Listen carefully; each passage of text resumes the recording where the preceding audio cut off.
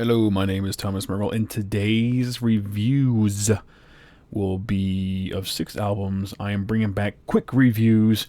Every Wednesday, I'll be talking about a handful of albums I've listened to over the past week that really do not need much more than, a couple hundred words, maybe a paragraph or so to explain what it is, how good it is, how bad it is, and whatnot.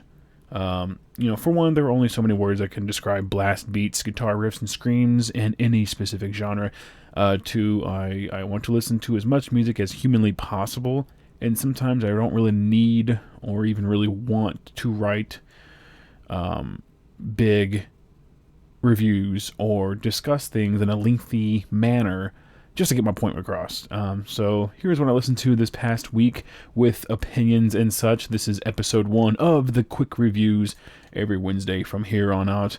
Begrime, Exemious' The Enslavement Conquest wants to be your best friend. It wants to hang out with you, shoot some pool, have some beers, and heck, maybe we can do this more often. Let's do it every week, it says, but then you don't answer its calls anymore because after 1 or 2 hangs, you were just kind of spent. He's not really that interesting.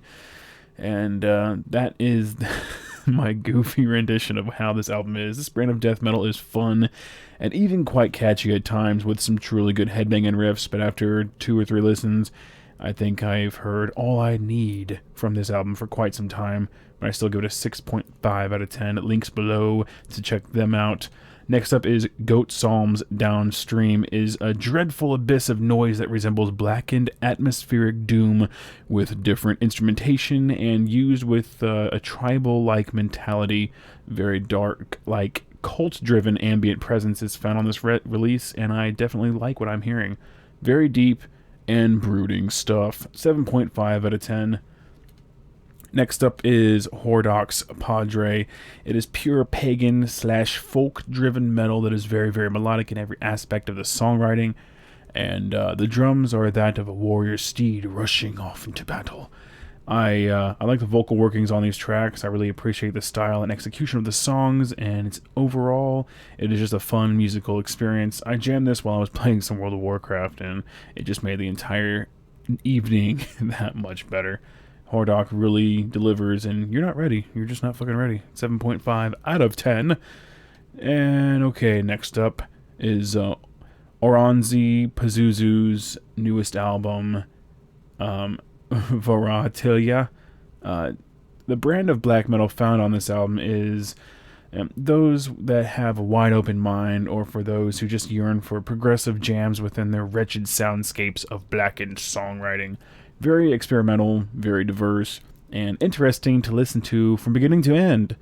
Yet even with all this mind-bending and thought-provoking writing, I just found myself to be so damn bored by the end of it. I do get it, I really do, but this release was just very drawn out, and not one moment did I find myself headbanging or really even joyous or into the music.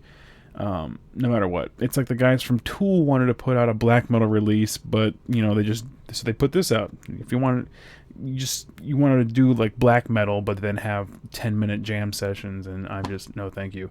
Give this a 5 out of 10.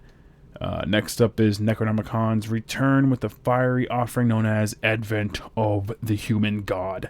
I really enjoyed their last album, Rise of the Elder Ones, but they really seem to come together and write some intense songs on this album. The riffs are just non-stop.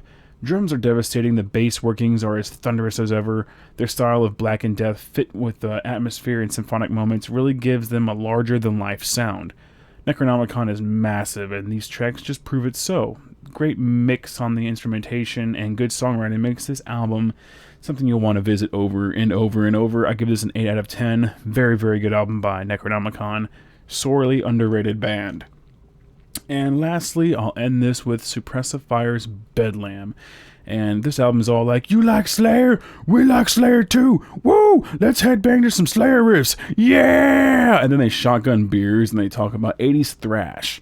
And with joking aside, this is some quality thrash and some of the strongest of the year so far that I've heard.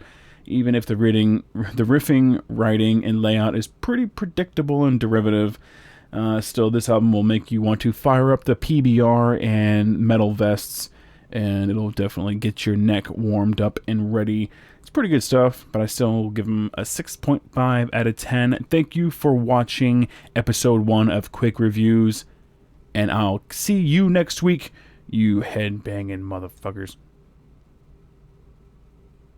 Bye-bye. Hey, go fuck yourself, buddy.